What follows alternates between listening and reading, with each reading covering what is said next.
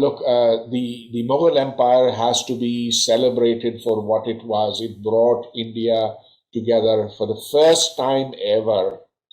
It led to some grand achievements, I'd say. So the buildings, the monuments, the gardens, but then it started dying out. And by the time that the last Mughal emperor, Bahadur Shah Zafar, this is 1857, there wasn't a single university. There was absolutely no learning.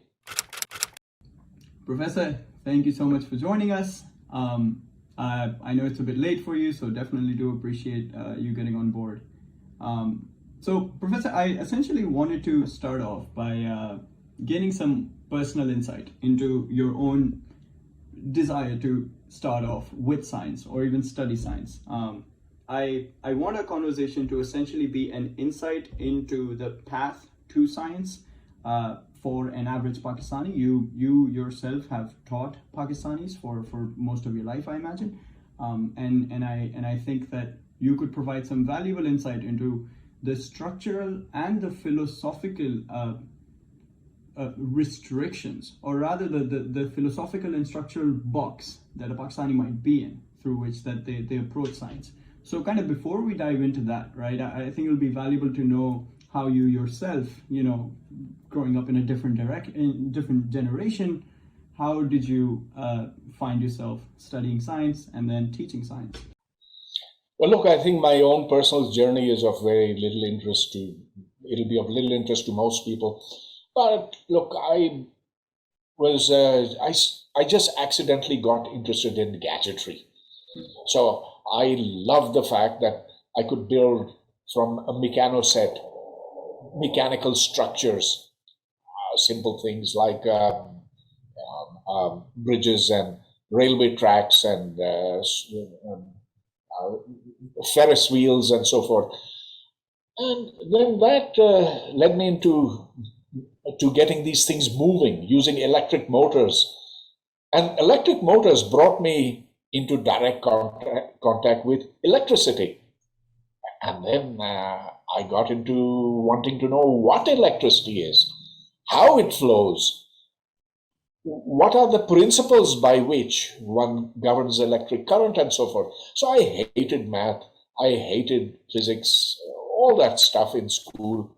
But when I started playing around with things and trying to make magnets in particular, I got sucked deeper into this. And then I started learning math, because without math, you can't do anything.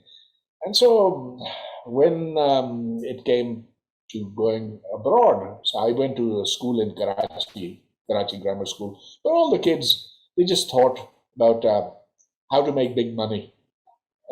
But I, for some reason, was not interested. I wanted to just do more of what I was doing then. And so when I went to MIT, I thought I'd do electrical engineering, and I started playing around with stuff over there. But then I chanced upon teachers who were absolutely magnificent in terms of the new knowledge that they brought to me. And this knowledge was about physics and math, the beauty of those subjects, how with just a few principles one could understand the whole universe, everything down from the grandest to the tiniest of things inside atoms. I said, my God, why should I waste my time doing engineering? I've only one life. And so I really wanted to do math, pure math. But then I realized I didn't have the kind of brains needed for that. And so I settled for physics. And that was my career path. How was that transition like, going from Pakistani professors, Pakistani teachers to MIT, right, where you then have teachers and professors that come from a completely different perspective? Did you feel that there was a very strong difference in that, or do you feel that you perhaps could? Although I'd gone to a good school in Karachi, the best that there was, I didn't learn anything over there. The only thing that I learned was what I learned by myself. And I think that's pretty much true today as well. The schools in Pakistan don't teach you much. It's absolutely terrible at the public schools, at the lower end private schools, but it's also pretty bad, even at the highest end of schools today in Pakistan. Maybe there'll be a handful of teachers who can teach you physics, math, but you know what? Those handful make huge amounts of money. So this was, I think, about 6 months ago that I was invited to Karachi to go to one of these colleges. And it turned out that this was a tutoring college. And those guys are making something like 20, 30, 40 lakh rupees a month because they're good physics and math teachers, which tells you how few there are in Pakistan. They would be a dime a dozen in India. You can't find them in Pakistan. I mean, this country is incredibly impoverished in math and then in the sciences as well. But math, we are at zero. And by the way, I should tell you, there's not a single well-known Pakistani mathematician anywhere in the entire world. Entire world. You won't find them in US university maths department. You won't find them in Europe. You won't find them anywhere because they don't exist. Now, theoretical physicists such as myself, they're not very common either, but at least you'll find across the world maybe 30 people, 40 people like myself, not more than that. But if you look at Indians, for example, in any physics department or math department, you'll find something like 20% of the guys there are Indian. And maybe another 20% are Chinese. So let's dive a little deeper into that. Let's try to trace the historical developments that might have led to this, right? When I first think about historically, we always hear about like these ancient Indians that came up with their decimal system. They came up with the zero, and that to me hints towards like a subcontinental knowledge that might have been pursued a long time ago.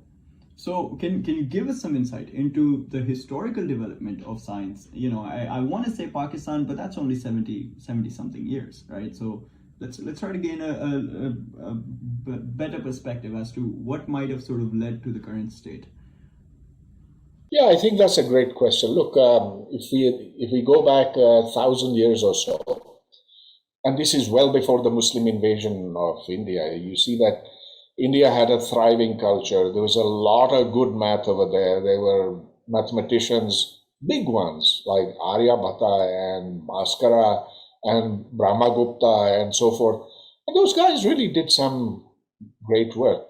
In fact, that work, at least a part of that, got transmitted to Baghdad, and that was at the time of the Muslim Golden Age. So let's get our chronology right. 1400 years ago was the birth of Islam. Then less than 70, 80 years after that, so in 712, we have Muhammad bin Qasim coming to Sindh, and that's the beginning of the Muslim conquest of India.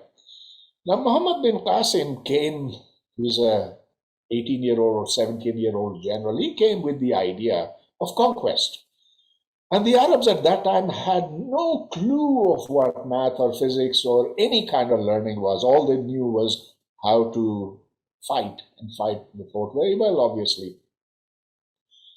The golden age of Islam, so the beginning of science and math and philosophy and medicine and all that, came 150 years after the death of the Prophet. And it came because as Islam spread, it reached distant places, places that were known earlier they had been conquered by the Greeks, and there's a lot of Greek stuff around there. And the Greeks, as you know, Pythagoras and Aristotle and Plato and Democritus and all those big people, they had been there 1,000 years before Islam. So when the early Muslims came across them, there were some very enlightened caliphs. Harun al-Rashid would be one, al-Mamun another, and so forth. They got really interested and they said, this stuff is great, let's have it translated. And so the translations took place from Greek into Arabic, and that was the first phase of that. Most of the translators were Christians and Nestorians and others. But that's how science entered. Now, science never came to the Indian subcontinent. So you had Muslim conquerors who were very interested in architecture and poetry. And so if you look at the Mughal Empire, and particularly under Akbar, it flourished. And it was very, the Mughal Empire has to be celebrated for what it was. It brought India together for the first time ever. It led to some grand achievements, I'd say. So the buildings, the monuments, the gardens, the kind of organizational structures for government and so forth.